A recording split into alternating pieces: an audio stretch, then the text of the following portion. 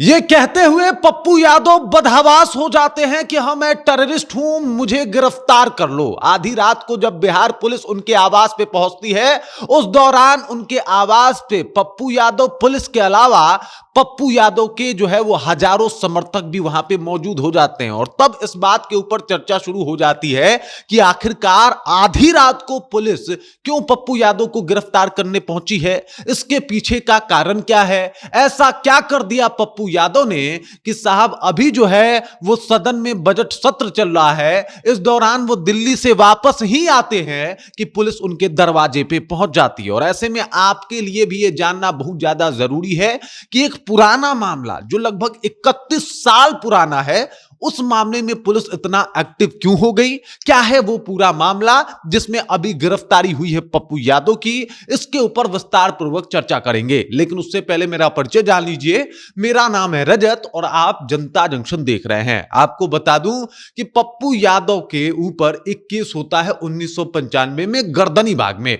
इसके पीछे का कारण बताया जाता है कि पप्पू यादव जो है वो रेंट पे एक जो है वो घर लेते हैं और उस घर में ऑफिस खोल देते हैं। और उसके बाद वो मामला जो है वो तूल पकड़ता है। मकान मालिक के द्वारा ये दावा किया जाता है कि बिना बताए हमारे यहां रेंट पे जो है वो घर लिया जाता है और ऑफिस चालू कर दिया है पप्पू यादव ने।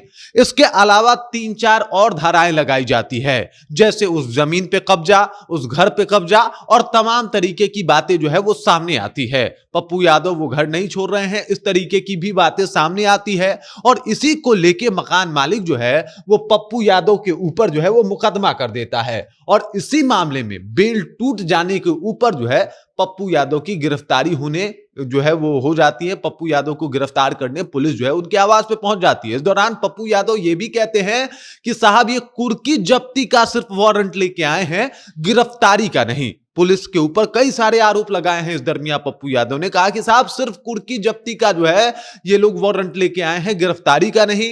और वो भी जो कुर्की जब्ती का आदेश है वो मेरे खुर्दा वाले घर के लिए है, ना कि मेरे यहां वाले घर के लिए है। तो ये लोग पूर्णिया जाएं, वहां पे जाके कुर्की जब्ती करें, यहां पे आखिरकार मेरी गिरफ्तारी क्यों हो रही है। और इन तमाम तरीके के बातों को उठाया जाता है। और तब सवाल उठ के आता है कि क्या पप्पू यादव को आधी रात को जिस तरीके से पुलिस पहले सिविल ड्रेस में पहुंचती है, उसके बाद एकदम से वो जो उनका घर है मिनटों में पुलिस छावनी में तब्दील हो जाता है, फिर उनकी गिरफ्तारी होती है। और आईजीएमएस में साहब जो पटना का बहुत बड़ा हॉस्पिटल है, जितने मरीज नहीं होते उससे ज्यादा तो वहां पे पुलिसकर्मी दिखाई देते हैं। यानी कि पूरा का पूरा आईजीएमएस जो है वो पुलिस छावनी में तब्दील होता हुआ दिखाई दे रहा है। इस तरीके से पप्पू यादव की गिरफ्तारी होती है। और फिर सवाल उठना शुरू हो जाता है कि आखिरकार आधी रात को पप्पू यादव को क्यों उठाती है पुलिस। अभी देखिए पप्पू यादव बदहवास हो जाते हैं, बेहोश हो जाते हैं,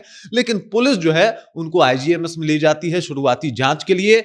माना जा रहा है कि पप्पू यादव की तबीयत गिरफ्तारी के बाद से लगातार खराब जो है वो होती हुई दिखाई दे रही है, लेकिन पुलिस कोई रियायत नहीं बरतती, सिर्फ उनको हॉस्पिटल ले जाती है।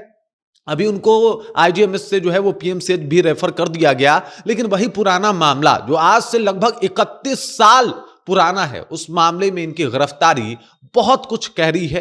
इनके समर्थक भी बहुत कुछ कह रहे हैं कि साहब क्या ये इतना जरूरी था कि आधी रात को पुलिस जो है वो इनको गिरफ्तार करके लेके चला जाए। हालांकि इसके ऊपर जो पटना पुलिस है उसका कहना है कि कोर्ट की तरफ से आदेश था कि इनकी गिरफ्तारी हो। 2-3 जो वारंट है उसको नजरअंदाज किया है पप्पू यादव ने। लेकिन मामला क्या इतना ही भर है या इस मामले में बहुत कुछ छुपा हुआ है। पप्पू यादव की गिरफ्तारी बहुत कुछ कह रही है, बहुत सारी बातें जो है वो सामने आती हुई दिखाई दे रही है। पप्पू यादव 31 साल पुराने मामले में अभी पुलिस के हाथों में है, गिरफ्तार है। और इसी बात को लेके एक बार फिर से चर्चा जो है वो लगातार बिहार में हो रही है कि पप्पू यादव की गिरफ्तारी क्या सिर्फ और सिर्फ 31 साल एक पुराना मामला है, या फिर नए सिरे से जिस तरीके से पप्पू यादव लगातार नीट छात्रा के मामले में न्याय की मांग कर रहे थे, उसका परिणाम। आप कमेंट करके अपना विचार हम तक पहुंचा दीजिए। और इस 31 साल पुराने मामले को आप कैसे देखते हैं, इसके पीछे के कारण के ऊपर आप क्या कुछ कहना चाहेंगे, कमेंट करके अपना विचार हम तक पहुंचाइए। बाकी आप देख रहे हैं जनता जंक्शन और मेरा नाम रजत है।